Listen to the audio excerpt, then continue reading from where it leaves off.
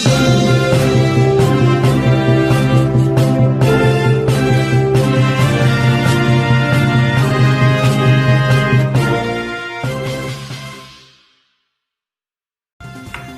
दोस्तों, मैं इस वक्त मौजूद हूं जनपद बागपत के कस्बा अमीन नगर सराय में और मेरे साथ हैं कस्बे से अध्यक्ष पद के लिए दावेदार श्री राजीव अग्रवाल जी, जिनसे जानेंगे किन मुद्दों को लेकर, किन समस्याओं को लेकर वो चुनावी मैदान में हैं। जनता का प्यार, जनता का सहयोग और जनता का कीमती वोट अगर उनको मिलता है तो कस्बा अमीन नगर सराय के लिए क्या नई उपलब्धियाँ, क्या नए विकास कार्य, किन समस्याओं को दूर करने का काम करेंगे। तमाम जानकारी के लिए मेरे साथ मौजूद हैं, जानते हैं उनसे। बहुत बहुत धन्यवाद, आपने अपना कीमती समय दिया सर। जानना चाहूँगा, जो चुनावी बिगुल बच चुका है उसको देखते हुए अलग अलग तरीके से कैंडिडेट ताल ठोक रहे हैं और जनता को लुभावने सपने दिखा रहे हैं, तो आपसे जानना चाहेंगे, अगर जनता आपको चुनती है और जनता आपको 5 साल सेवा करने का मौका देती है तो कस्बे के लिए आप क्या नया कर पाएंगे? बात करेंगे जी। दिल्ली से जो बस आती हैं जाती हैं, पहले चलती थी वो बंद हो गई जी। चलाने का प्रयास करेंगे जी। और जो हमारे यहाँ नर्सिंग होम की व्यवस्था होनी चाहिए, कोई व्यवस्था को जरा सा भी कोई बीमारी अगर ठीक सी हो जाए, हार्ट अटैक की हो जाए, फिर उस तरह का कोई यहाँ साधन नहीं है जी। सबसे बड़ी बात तो ये है अस्पताल वगैरह की अच्छे डॉक्टर की लाने की पूरा प्रयास किया जाएगा जी। सरकारी अस्पताल में काफ़ी सुविधा का सहयोग करेंगे बनवाने में जी। और जनता से जो जनता की डिमांड है, काफ़ी डिमांड है जनता की। कस्बे में लोग कहते हैं कि विकास हो रहा है, विकास कुछ नहीं हो रहा है, और जो भी विकास जो बता रहे हैं उन्होंने अपना ही विकास कराया, कस्बे का कोई विकास नहीं हुआ है जी। और हम 21 साल पहले भी चेयरमैन रहे, हमारे पिताजी रहे, वाइस चेयरमैन भी रहे, कस्बे की कई संस्थाओं से जुड़े हुए हैं, धार्मिक संस्थाओं से भी जुड़े हुए हैं और शिक्षा की संस्थाओं से भी जुड़े हुए हैं। शिक्षा की जो संस्थाएं हैं वो पुराने हमारे ग्रैंड फादर के नाम से आज चल रही हैं और उसका कस्बे के आसपास के देहात में बहुत बड़ा लाभ है। बच्चे कमती बढ़ती 2,500-3 हज़ार बच्चे इसमें पढ़ते हैं। अगर मैं बात करूं चेयरमैन साहब समस्याओं की, तो कस्बे के लिए सबसे पहली व्यवस्था की जाती है पेयजल व्यवस्था। तो पेयजल व्यवस्था के लिए आप क्या कहेंगे? नगर पंचायत इस वक्त पेयजल पर किस तरह का विकास कर रही है? पेयजल की व्यवस्था को सुधारा जाएगा। जैसे कि लाइट भाग गई, पेयजल की व्यवस्था नहीं होती।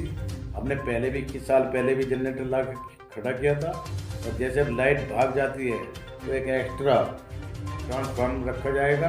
किसी भी कमी के कारण लाइट नहीं आती है, एक्स्ट्रा एक ट्रांसफार्मर ला के रखा जाएगा, जिससे ट्रांसफार्मर में बहुत बार फाल्ट हो जाता है और उस ट्रांसफर से दूसरे एक्स्ट्रा होने से पहले भी आया था वो और इस बार भी लाके उसे खड़ा करेंगे। यानी कि कस्बे को अगर आप चुने जाते हैं तो पूरी पेयजल की पूरी व्यवस्था पूरी सुचारू रूप से बहुत अच्छी होगी और बहुत बढ़िया। लाइट का जो सिस्टम खराब हो जाता है, पब्लिक परेशान हो जाती है। अभी हाल फिलहाल में 3 दिन लाइट गायब रही तो कोई व्यवस्था नहीं थी जी। यानी कि विद्युत विभाग पर भी आपके प्रयास रहेंगे। सर मैं बात करूं, और एक ये जो विद्युत विभाग पहले लगाया था ये भी हमने ही लगवाया था जी। 132 kV का जो भी है बड़ा लगाया था। मोतीलाल वोरा वगैरह, अजीत सिंह वगैरह जब आए थे तब भी उनसे कह के प्रयास करके बड़ा बिजली का लगवाया था। बिजली का संकट कुछ कट गया, कुछ रहा जो रह रहा है उसे पूरा करेंगे, तो पूरे जोर शोर से बिजली का संकट दूर करेंगे। अगर मैं बात करूं सर कस्बे की सीमा वृद्धि की, काफ़ी कस्बों में इस बार सीमा वृद्धि देखने को मिली है, काफ़ी कस्बों का क्षेत्रफल बढ़ाया गया है, लेकिन अमीन नगर सराय की अगर बात करूं तो उसमें क्या सीमा वृद्धि पर काम हुआ है? कस्बा बाहर जो मेन रोड है, सराय मोड़ बोला जाता है, वहाँ से लेकर सराय के अंदर तक बड़ी बड़ी इंडस्ट्री लगेंगी, फैक्ट्रियाँ लगेंगी और इसे हम जो है कुछ हिसाब से हम अपने यहाँ जैसे इंडस्ट्रियल एरिया बोलते हैं शहरों में, हम इंडस्ट्रियल एरिया घोषित कराएंगे और यहाँ बड़ी बड़ी फैक्ट्रियाँ लाएंगे। तो सराय से अंदर तक जॉइंट जब होएगा तब सारी व्यवस्था सराय और सराय मोड़ तक आने जाने की व्यवस्था शहर वाली होगी जी, गांव वाला सिस्टम नहीं होगा। जी, अगर बात करूं सर सीमा वृद्धि के बाद आपने कही है कि इंडस्ट्रियल एरिया कराया जाएगा और काफ़ी फैक्ट्रियां लाई जाएंगी ताकि लोगों को रोज़गार मिल सके। उसके बाद सर मैं बात करूं यातायात की, तो यातायात कस्बे की जो है वो कहीं ना कहीं डगमगाई हुई है, चरम सीमा पर है।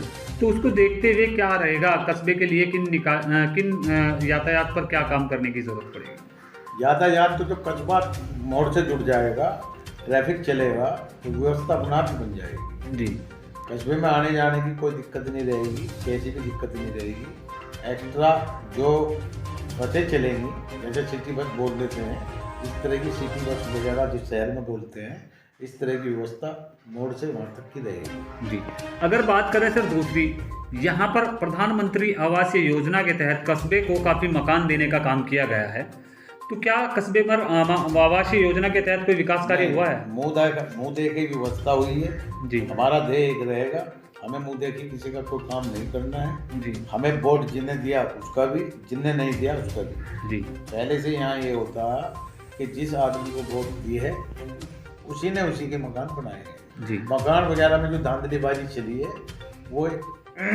हमारे टाइम में नहीं होगी। जी, मकान बनेंगे, जो गरीब होगा उसके भी बनेंगे, जिसने वोट दी उसके भी बनेंगे, जिसने वोट नहीं दी उसके भी बनेंगे। जी, अगर बात करूं सर युवाओं के लिए, जैसे हमारे युवा हमारे देश की शान है, किसी भी अगर क्षेत्र में लें तो युवा की सबसे पहले ज़रूरत पड़ती है, तो युवाओं की फिजिकल फिटनेस के लिए आपके द्वारा क्या प्रयास रहेंगे? हमारा सबसे बड़ा टारगेट तो एक रहेगा, यहाँ बच्चों के लिए फील्ड मैदान वगैरह एक बहुत अच्छा वो बनाएंगे।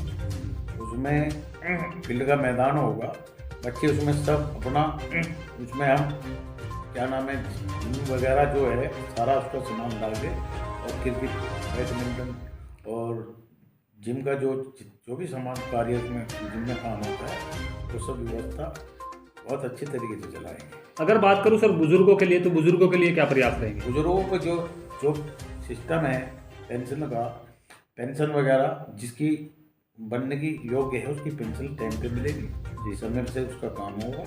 और जो काम एरिया में जो आदमी आते हैं जाते हैं, मृत्यु प्रमाण वगैरह, ये किसी के लिए धक्के खाने की जरूरत नहीं है, उसका प्रमाण पत्र उसके घर पहुँच जाएगा। तो देखा आपने, ये थे हमारे साथ अध्यक्ष पद प्रत्याशी श्री राजीव अग्रवाल जी, जिन्होंने बताया कि समस्या चाहे जो भी उस पर मैं काम करूंगा, जनता के बीच रहकर तमाम मुद्दों को जनता के बीच रहकर ही खत्म करने का प्रयास करूंगा। जनता ने अगर अपना कीमती वोट देकर 5 साल सेवा करने का मौका दिया तो जनता को किसी भी विकास कार्य के लिए हताश नहीं होना पड़ेगा। जनता के साथ रहकर तमाम मुद्दों पर और तमाम समस्याओं पर कार्य करने का काम करूंगा, चाहे वो शिक्षा को लेकर हो, चाहे वो स्वास्थ्य को लेकर हो, चाहे जो भी समस्या जनता को आएगी, जनता के बीच 5 साल उनका सहयोगी बनकर विकास पहुंचाने का काम करूंगा। जनता अपना एक दिन मुझे दे और मेरे हक में वोट करे, 5 साल में जनता के बीच रहकर तमाम विकास कार्य करने का काम करूंगा। देखते रहिए मेट्रो लाइव न्यूज़, दिखाते रहेंगे पल पल अपडेट।